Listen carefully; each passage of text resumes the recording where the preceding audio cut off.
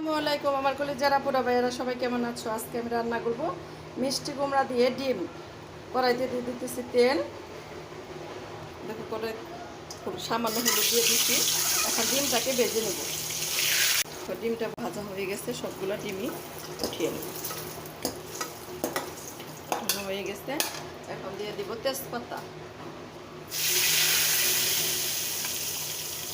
দিয়ে দেবো পেঁয়াজ কুচি, দিয়ে ব্রাউন কালার করে ভেজে নেব। ব্রাউন কালার হয়ে গেছে, এখন দিয়ে দেব 1 চা চামচ হলুদ গুঁড়ো, 1 চা চামচ মরিচ গুঁড়ো, 1 চা চামচ ধনিয়া গুঁড়ো, স্বাদ মতো লবণ দিয়ে মশলাটাকে ভালোভাবে কষিয়ে নেব। সামান্য দিয়ে দেবো পানি যেন পড়ে না যায়। দেখো এদিকে দিয়ে দিলাম 1 চা চামচ আদা রসুন পেস্ট, 1 চা চামচ জিরা পেস্ট দিয়ে আবারও মশলাটাকে ভালোভাবে কষিয়ে নেব। আরও দিয়ে দেবো কিছু কাঁচামরিচ। লাউ তো তোমরা কাঁচামরিচের অংশটা বেশি দিতে পারো। দেখো এদিকে তেলটা উঠে আসছে, মিষ্টি লাউটা আমি কেটে ছোট ছোট টুকরা করে নিচ্ছি। এখন দিয়ে দেব, দিয়ে ভালোভাবে কষিয়ে নেব।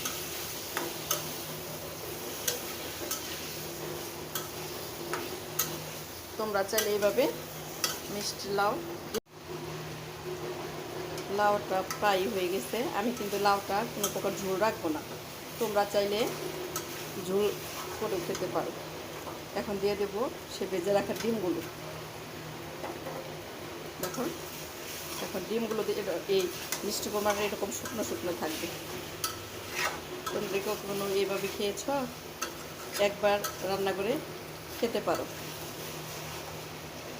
আর একটু হবে, ডিমটা আর 2 মিনিটের মতো হবে, তারপরে চুলা থেকে নামিয়ে নেব। এখন রেখে দিব।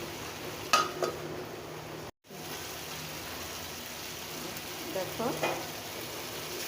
হয়ে গেল আমার মিষ্টি কুমড়ো দিয়ে ডিম রান্না। এটা তোমরা গরম ভাতের সাথে খেতে পারো, রুটি পরাটার সাথেও খেতে পারো। এটা অসম্ভব মজা হয় খেতে। দেখো তো কেমন হচ্ছে আমার রান্নাটা।